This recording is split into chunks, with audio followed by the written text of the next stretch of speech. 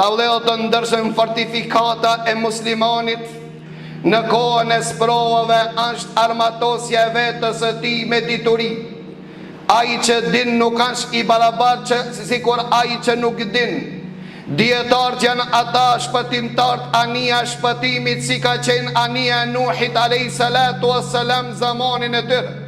Transmeton Hudhaifa, i cili thot: fitna nuk e dëmton askënd atë që e njeh fen e vet.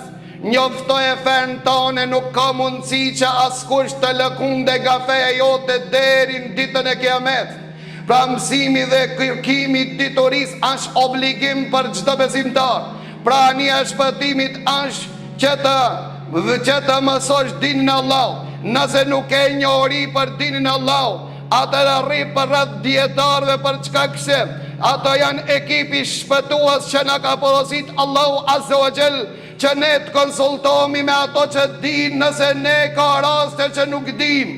Derisa Allahu Azza wa Jall i qorton ata që i përhapin lajmet, apo ata që flasin fen Allahut, nëse nuk konsultohen me dietarët. Para të pejgamberi Allahut ka njerëz që dunjë janë çelësa të hajrit mbyllësa të sherrit, dhe ka njerëz çelësa të sherrit dhe mbyllësa të hajrit. Dietarët janë çelësa të hajrit dhe mbyllësa të sherrit.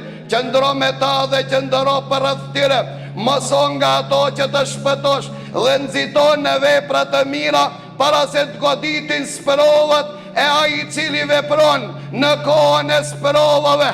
Ai që përkushtohet me ibadet, shpërblimin e ka siç ka në hadithin e Ma'qil ibn Yasarit, që thot pejgamberi Allahut e ka shpërblimin sikur me boj xheret me pejgamberin sallallahu alaihi wasallam.